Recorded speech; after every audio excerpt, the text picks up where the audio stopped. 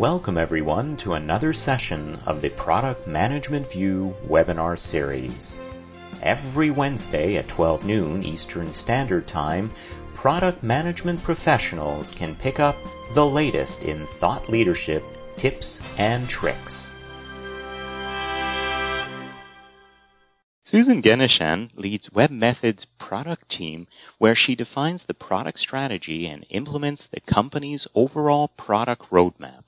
Susan's team identifies and prioritizes user and market requirements across all company product offerings.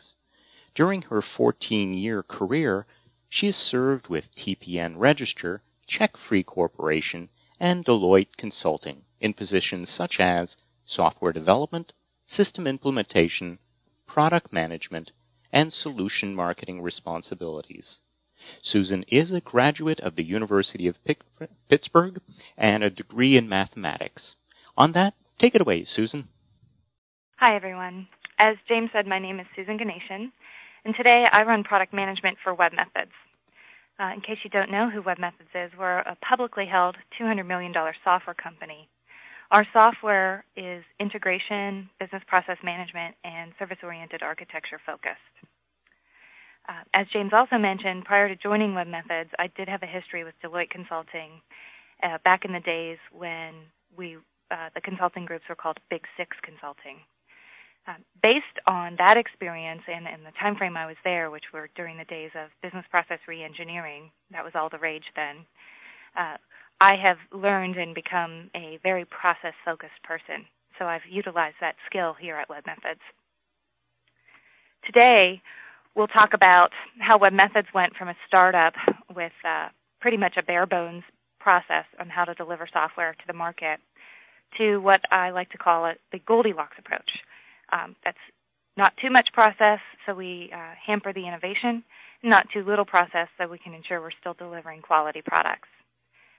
Recently, in the last 18 months or so, we found that the best quality lies in usability and therefore being user-focused. So I'll show you how we got there. In our early days, when I joined, which was back in 1999, we were still in startup mode. We had about 20 engineers, 2 to 3 QA folks, one product manager, that was me, and I kind of came in late to the cycle. They had gotten to the point where they were about to deliver B2B Server 3.0, and numbers were ticking up. We were going from in the 1 to 10 range up to 10 and above. And we were about to have our big first release in September, and I started in July. So the CEO came to me and he said, "We're not really quite sure exactly what we're going to deliver. We know it's market differentiating, and it's going to change the way the world integrates applications. And it's the brainchild of the architects and the engineers who work here, but we're not sure how to sell it and how to bring it to market." So he asked for two things. He asked for a very savvy commercialization process to begin immediately. And he also asked for us to fix a longer-term problem, which was to devise a product lifecycle that focused more on delivering what he called whole products to market. And his focus on whole products was very much on meeting customer needs. He wanted webMethods to be a completely customer-focused organization. So the easy part was the commercialization part. Go to pragmatic marketing courses, and in no time you can learn how to commercialize and deliver product to market. You can do training, demos, data sheets, pricing, follow their methodologies. It all works.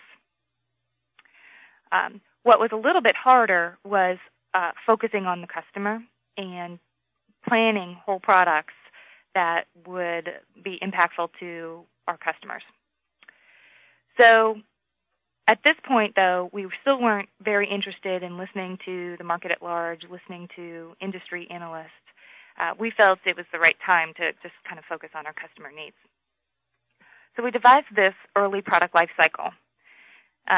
As you can tell, it's almost 70s looking. It was 1999, but